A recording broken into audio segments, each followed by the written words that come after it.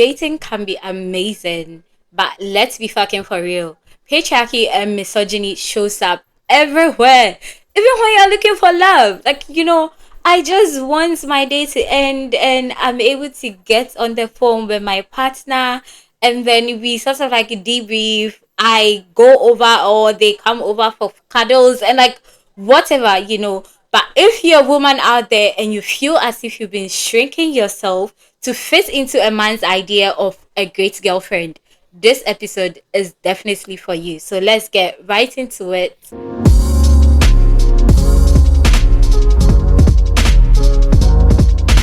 Hi everyone. Welcome once again to a new episode of Once and Rabbits.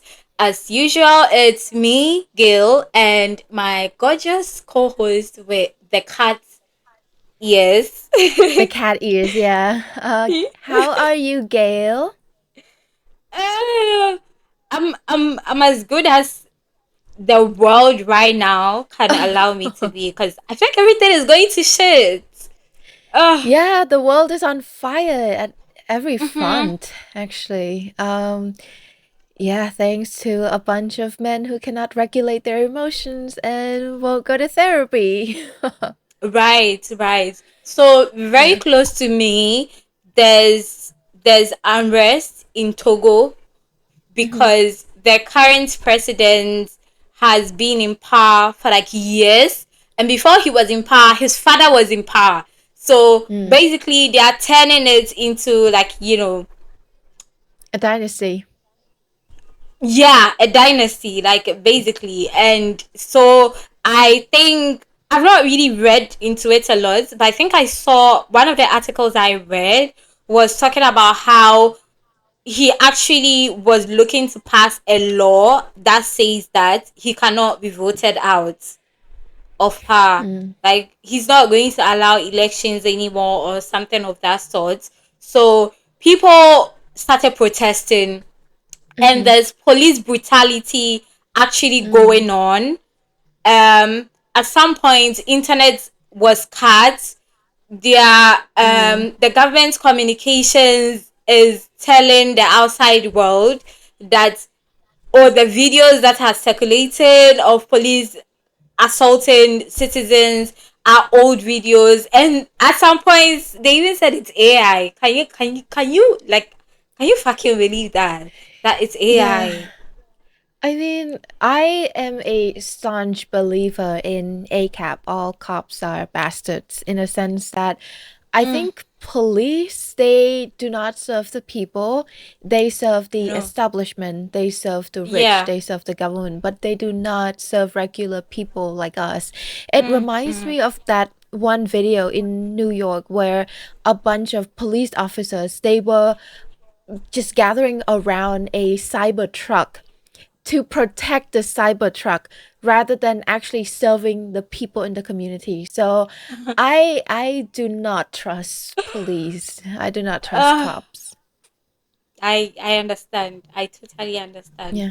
And yeah, anyway, so there's just a lot going on, and now, not even now, I feel like generally we as women struggle when it comes to forming relationships with men, Mm-hmm. especially if you're a woman who knows your worth, you're a woman who is a feminist, Mm-hmm. especially you're a woman who does not want to ascribe to like societal stereotypes of what a typical woman should be. You're a woman who does Mm-hmm. not want to be picked, who is not looking to be chosen.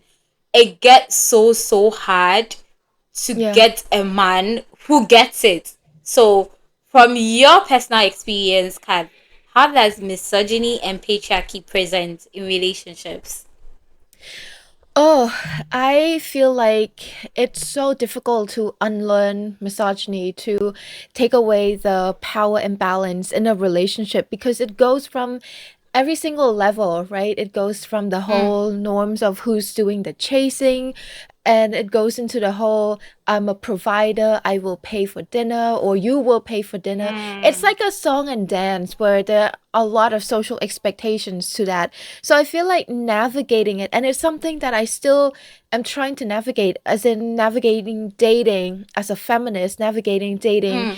in a way that you have unlearned toxic masculinity and patriarchy and not fall into that gender stereotype, because it basically, I feel like, for example, if we're talking another step further than dating, if we're talking marriage, for example, there are Mm. norms like taking the man's last name, things like that. They are part of misogyny. They are part of patriarchy that are so deeply ingrained in people that we just accept it as the norm, and it's so hard to divorce yourself from that. So dating is the same way. And this is speaking from someone who hasn't am I dating who hadn't dated for quite a while. I don't even know what to say, how to call it, but I don't indulge in that because I feel like it's very it's not just complicated. It's a headache. There's a Gail. There's a lot to navigate, and I just feel like it's very time consuming. And men I'm aren't just exactly the sorry, most sorry. desirable. Yes, go on. I'm just fixated on the part where you were struggling to figure out if you should use you've not dated or you've not been. So I like yeah, Yeah. sorry. You go ahead. I don't know. I still don't know. It's a long story that we might get into one day on air, I One mean. day. Mm-hmm. Mm. But yeah, you have made me lost my train of thoughts. What do you think? Okay, I want to hear your thoughts and then I'll piggyback on that. Yeah. I think that reminded me of what you said in our last episode also about bride price. So, Mm-hmm. as always, there's a conversation going on Twitter. So, a lady came to tweet that she just realized that her husband never actually proposed to her. So, Mm-hmm. she just got a call. They were dating. She got a call asking, "Oh, are your parents going to be in the house on this day?" She said yes. And that particular day, the man shows up with his family members and, like all these things that they use for traditional marriages. And that was it. They got married. So she was not asked, like individually, personally, but as she wanted Mm-hmm. to be. And there's this girl who is like I don't want to say she's a feminist. I don't think I've heard she hasn't told me she is, but she always stands up for like these issues. And so she came out to say something along the lines of how the man actually took her decision away from her because going right to the parents took the decision. Like she Yeah. doesn't even have the chance to say yes or no. Now the parents are the ones who decided, and people ganged up on her, calling her Mm-hmm. all sorts of names and saying that she's talking from. They said it's a trauma response, and that she's talking from a pain place because she doesn't have a man, and like all those things pick Yeah. me say, and the men are ganging up on her, and that's what like it really fuses into this whole conversation that we are having.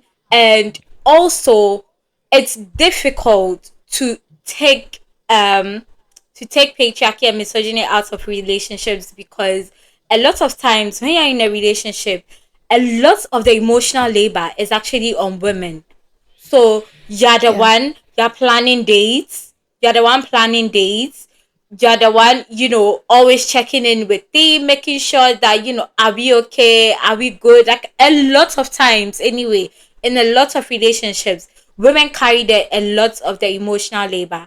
And society has made it so that men, when they show emotions, they are vulnerable and they are not men enough. So men get away with being emotionally passive in relationships and doing the bare minimum when it comes to emotion, while women just like literally pull all the weight. They just bring you back on track. You have something to say so that I don't keep Yes, a bunch talking. of A bunch of things actually. So when it comes to Good. emotional labor, in my previous relationship, I did notice that I shouldered a lot of emotional labor, and it was very Mm, apparent when we were going on trips. Because when we were going on trips together, I was the one who was looking for flights. I was the one who was booking the flights, the hotel, looking for places to go, looking for restaurants that we were gonna go to eat, basically creating the itinerary. So I was doing mm, all of that, and then he was just going along with it during the trip. And then there were times when he was even short with me, because if things didn't pan out, there would be an argument saying that why did you choose this place? It ended up being that's why he's an ex. It ended up being this whole thing. And also, even we had dogs together. I mean, they're all living with me now, but we were sharing them when we were in a relationship, and I found that I was the one taking care of them. I knew about their medical history, I knew what medication they were taking, I took them to the vet and everything, and he knew nothing about all of that. And this really echoes a lot of relationships, whether it's pets or humans, or human babies, human children, because I have seen a lot of posts where women who are mothers or physicians, they say that when a mother brings a child or a pet to the vet or to the doctor, the mother would know everything about that. They would know the medical history, any allergy, anything like that. But when a man is bringing a child to the hospital, he knows nothing about that. He doesn't mm-hmm, know what the mm-hmm. child is allergic to. He doesn't know what medication they're taking. All of that are essentially emotional labor put upon the woman, which is why it's so difficult to kind of, like I said, divorce yourself from the gender norms and power dynamic Yeah. imbalance in a relationship. Mm-hmm, mm-hmm, I wanted to say something. Oh, yeah, emotional, about men expressing emotions. So mm-hmm. I remember a while back, a couple of years ago, I did this video where it was a reaction video that I did about another video where the man was saying that to be a manly man, you shouldn't cry in front of your partner. You shouldn't cry at all. So I was doing a video reaction to that. I said that men who are secure, who are confident, they know that crying does not make them It's weak because they are confident. normal.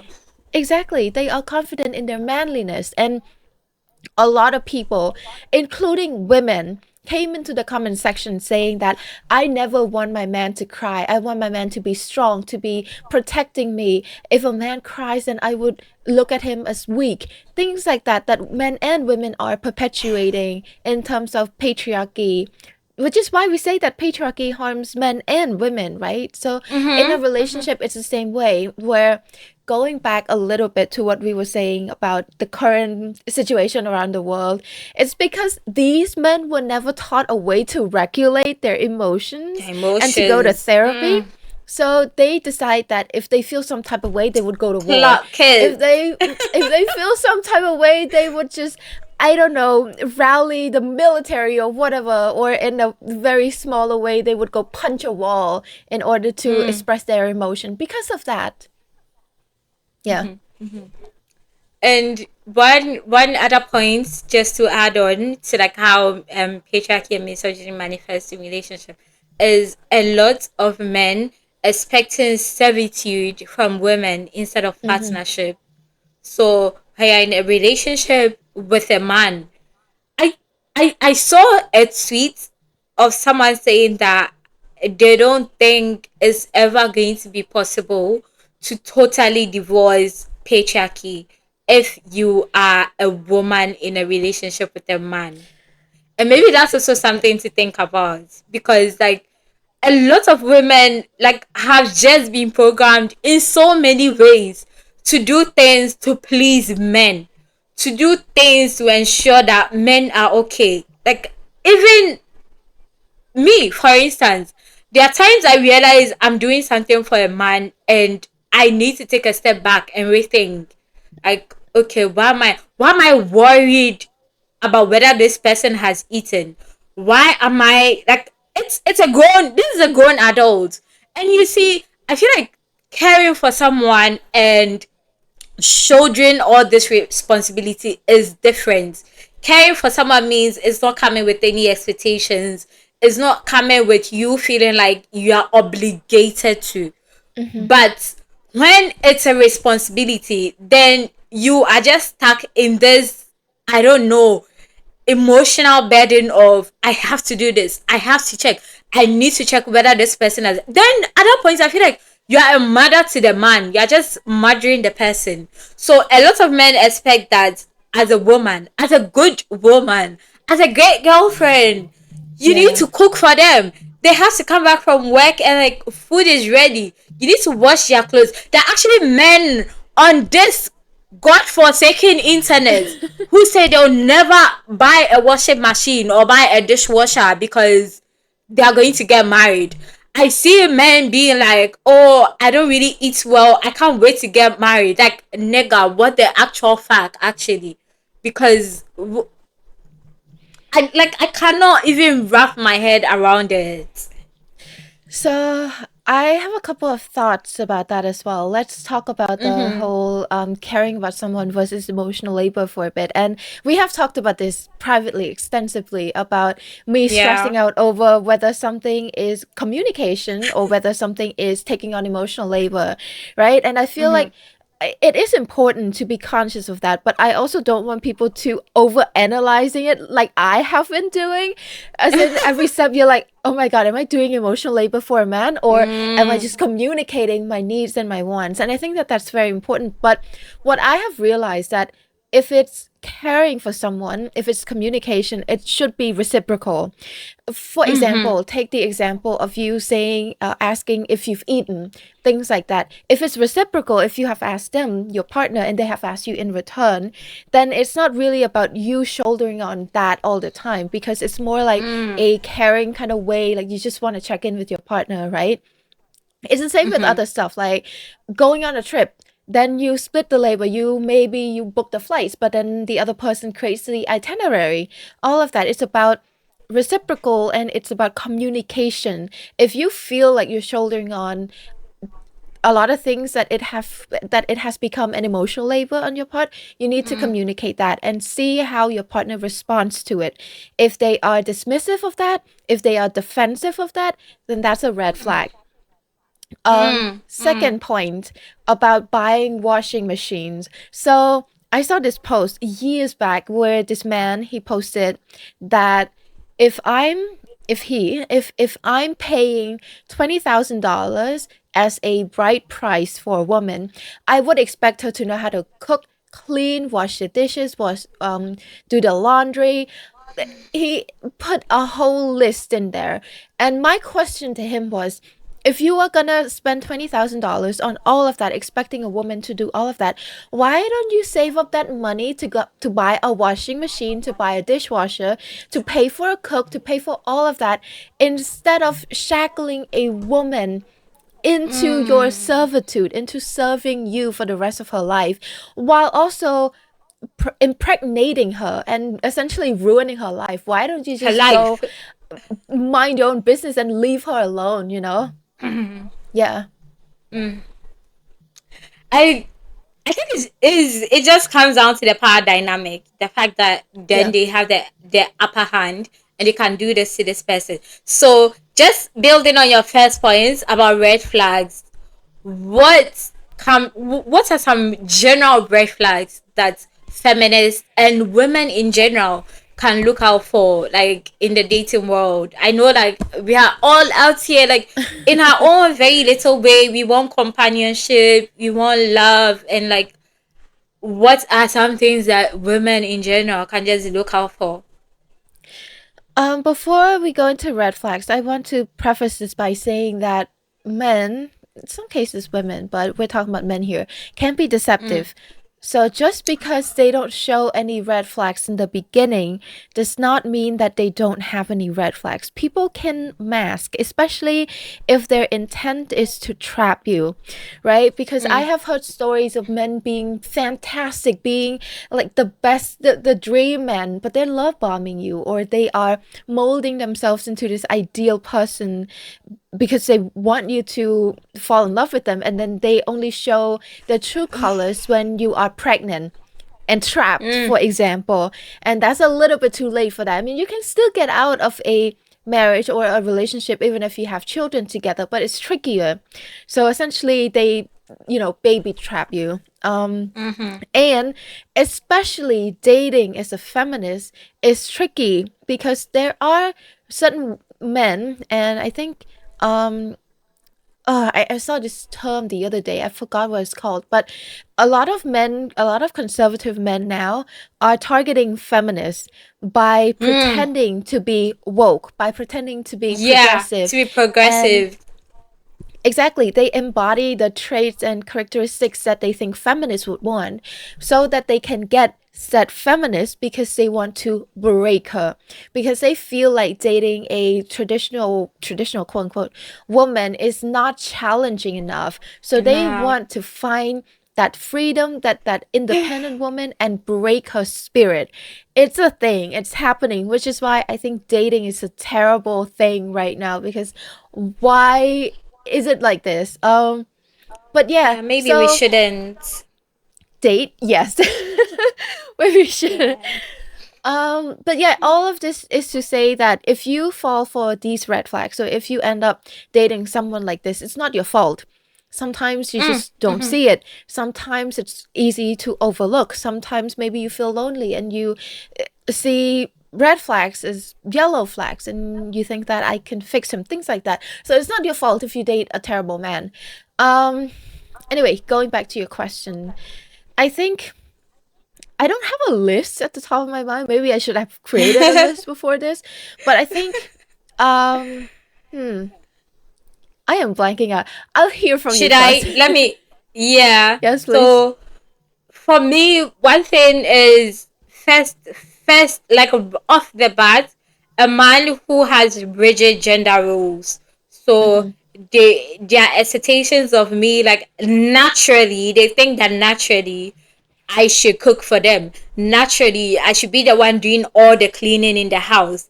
Naturally, I should be the one who, when the kids are born, takes the role of a sole provider for the kids. Naturally, they think that in a relationship, the only thing they bring to the table is financial. Yeah, like no, I'm not interested in that.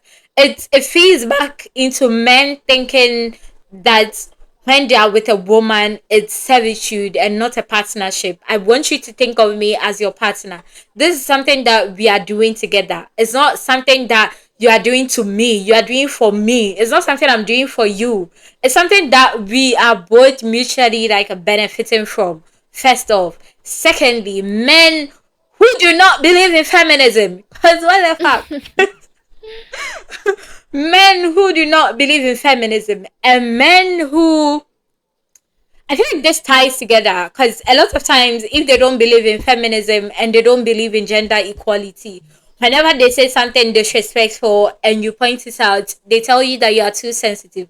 I'm not too Mm. sensitive. You're just dumb. And like a lot of other words I do not want to use on this podcast right now. But like anyway, yeah, does this jot your brain for anything? Yes. So the first one, I would say look out for red flags of abuse. For example, Hmm. controlling behavior, saying that you Yeah. shouldn't wear this or you should wear a certain item of clothing, or saying that I don't like it when you hang out with a certain guy, or I only want you to hang out with women, because then it will progress into I only want you to hang out with me. They Hmm. isolate you. So signs of abuse are an episode on its own. It's a lot of things like love bombing, Yeah. signs of all of that. So Yeah. to compact it, look out for signs of abuse. That's very important. And the other one, I would say political alignment, because Mm. I think that it's very hard to date someone who is not politically aligned the same way that you are.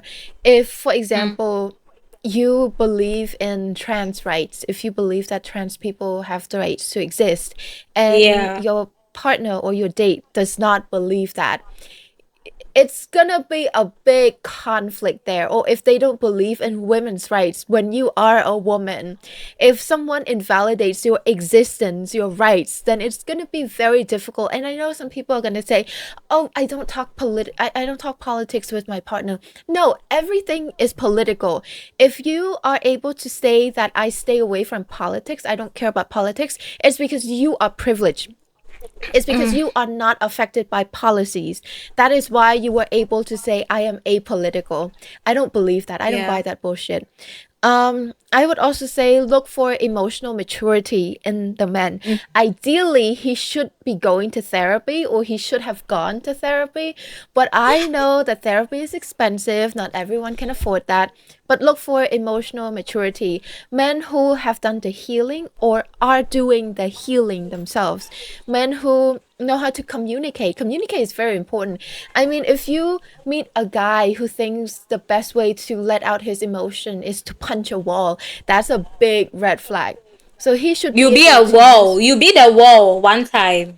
Exactly. Perfectly said. Exactly. So find a man who is able to use his words in an adult way without attacking you verbally, who basically is emotionally mature.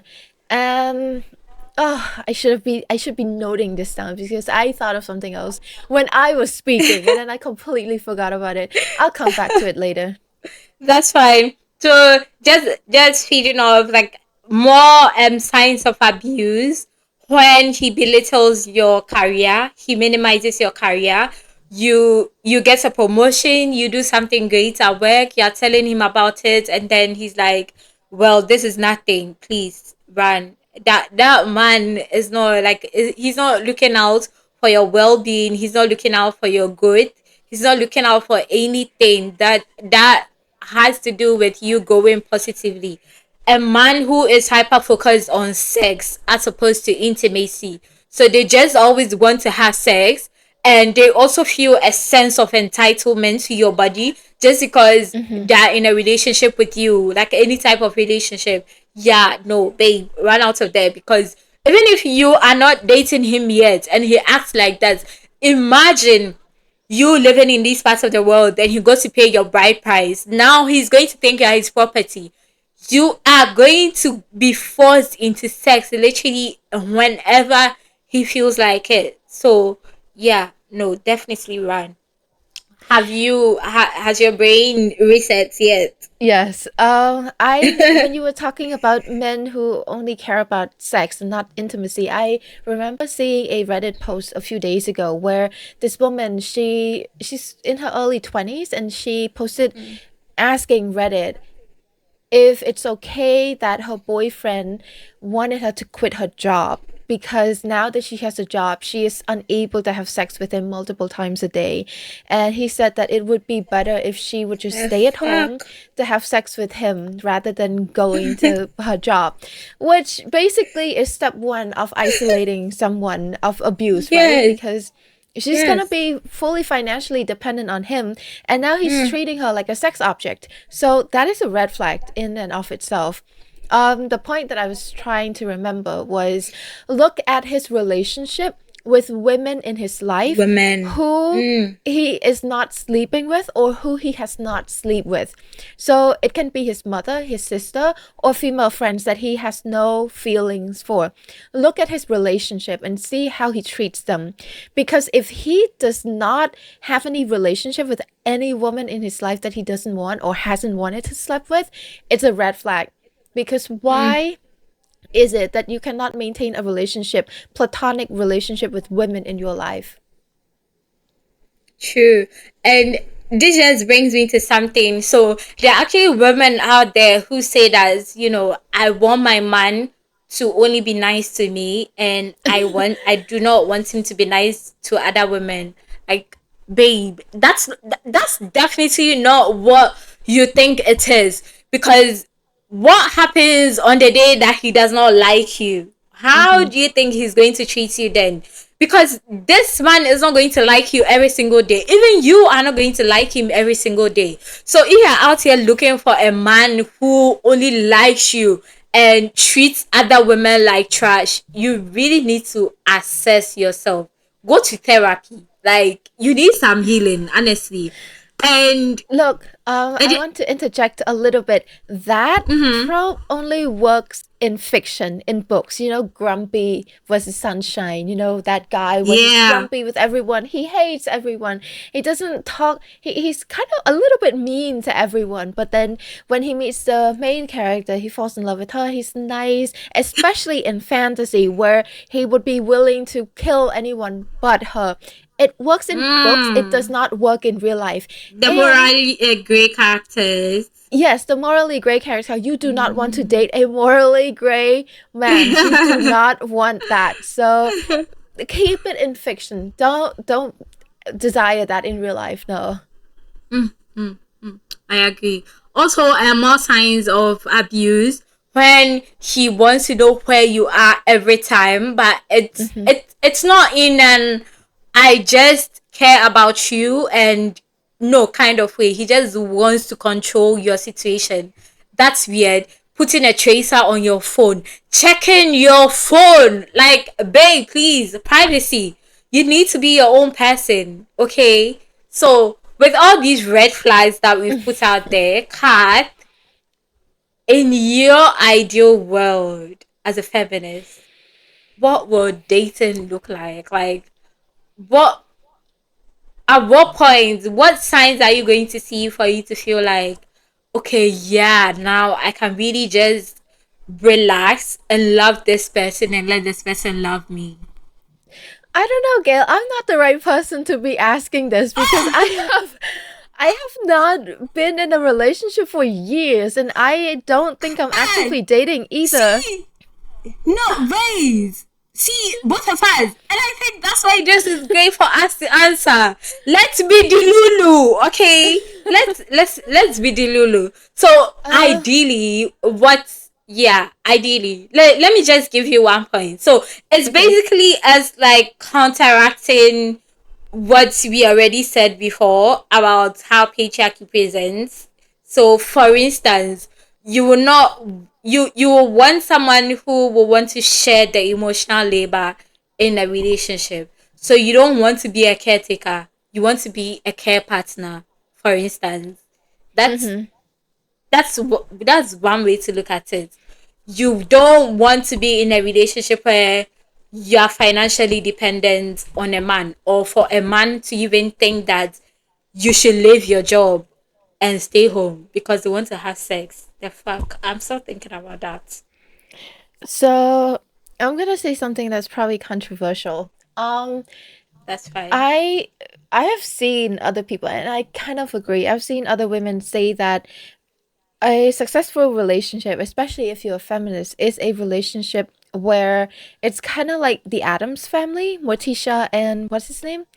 Um, Oh yeah, yeah. Sorry, I don't know why I don't remember his name, but ugh, it's a but relationship like I that. get it. Mm-hmm. Where he's obsessed with her, where he loves her, where he's not afraid to dote on her, where he's a little Mm, bit afraid of her, you know, and then like he loves her more than she loves him. And I yeah, do agree with that. I This is gonna be controversial, but I think that a successful relationship is one where the man loves the woman a little bit more and probably is a little bit scared yeah. of her. So Positively obsessed with you, and yeah, I totally I get where you're coming from.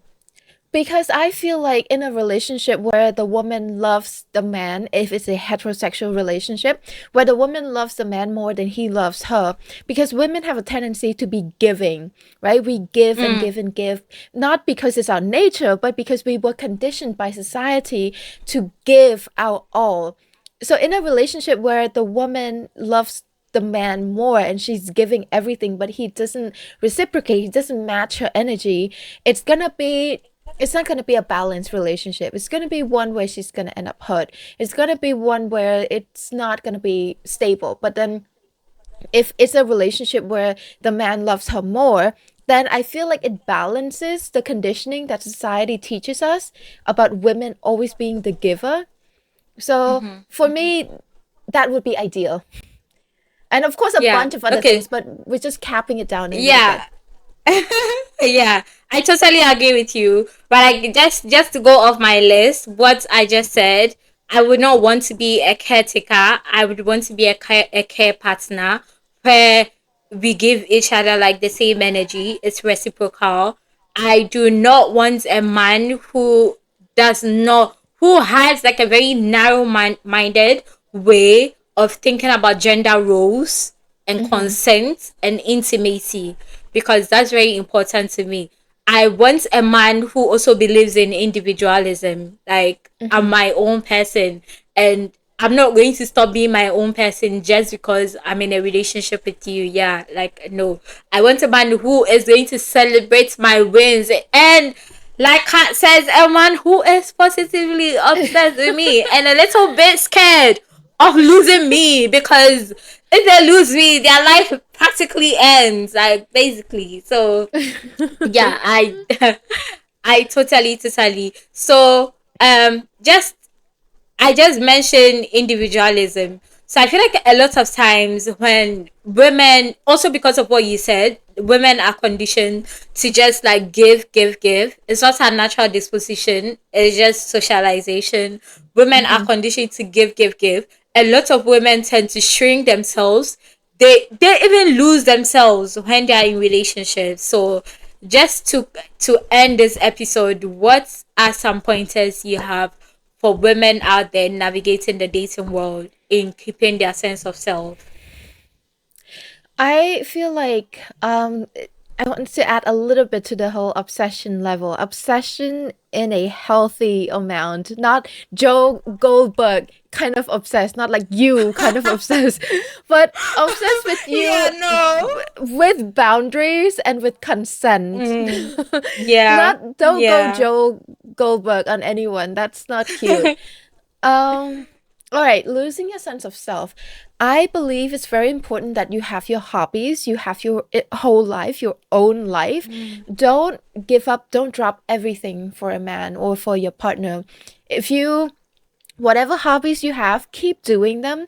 You might have to carve out a little bit of time for your partner. That's what it is when you're in a relationship, you're giving someone time. But don't carve out your entire life, your entire time, your entire day for someone. Keep your job, ideally keep your job, because it's the time when you can go out and not be with your partner. You can go out and establish relationships and be outside of the house and talk to other people and earn your own money, and have individualism in a way, because it's your career. You find purpose in that. um maintain friendship, with have a community, because it's mm, important that you build your community even when you're in a relationship. Your partner shouldn't be your entire world. That's very unhealthy. You should have a lot of people in your circle, not just your partner. You should have friends, you should have family, all of that. And yeah, I think those are some stuff that I can think of. okay. I saw I saw something that was along the lines of, and I think I've always said it, that love should not be a feeling that makes you always want to compromise on your values, one, and Mm-hmm. on the things that you actually believe in. It should not consume you so much to the point where you feel like, if I walk away, I'm going to die. No, you should be okay with walking away when it's not serving you, when you feel like it's not what you're looking for anymore. And in order to do that, you need to maintain your sense of self. So, like, basically everything you said, actually. So yeah, make sure you're financially independent. Do not maintain your friendships, because a lot of women, when they get into relationships, it's like, oh, I don't need my friends anymore. You need your friends. You need your friends like mad, babe. I'm telling you. I feel like there are times I've been in certain situations and on my own and in my head, when I think about it, I feel like, oh, this is nothing. Then I tell my girls about it, and it puts this into perspective. That, yeah, this is definitely not something that serves me. Maintain your friendships. Like, You see how boys do bros over hoes. I Mm-hmm. don't know why it's so difficult for us girls to do, like, girls over, these people. Cause a girl a girl having your back, like having girlfriends who support you, is like one of the amazing things ever. So please don't throw your friendships away for a man, because when he drops you, you're going to be miserable as hell. So yeah, and just that, and coupled with everything Kat said, and yeah, that's it from my end. Do you have anything else to Uh, add, Kat? I want to say that that's why it's so important not to make your partner your entire world, because once you Mm-hmm. make them your entire world and then they walk away, you're gonna feel like you have nothing else anymore. You're gonna feel like your whole world has collapsed because they are your entire world, That's which true. is why they shouldn't be, which is why you should have a life outside of them. Think about it this way: when your partner is annoying you and you don't have friends, who are you gonna complain to? You obviously cannot complain about your partner to your partner, right? So Hala, at the very no. least, at the Right, very and do some least, shit talking, and that, okay, yeah, this is just between us girls, but like, he did this, he did that, and it made me go crazy, and he did, and you just hmm vent, okay? hmm Yeah, do not let your entire world revolve around a man, because like we've been saying this since, men are fickle and their attention span is like, so he's just just a don't do man. that. He's just a man. And yeah, you're Barbie. You just can. So please never forget that. And yeah, this is the end of today's episode. I hope this was as interesting as it was for us talking about it. And as always, you can find us on Instagram, TikTok, and almost all podcast platforms at It's Once and Rabbit. Follow us, subscribe to our YouTube, and like and share our videos, okay? And yeah, until next time, bye guys. Bye.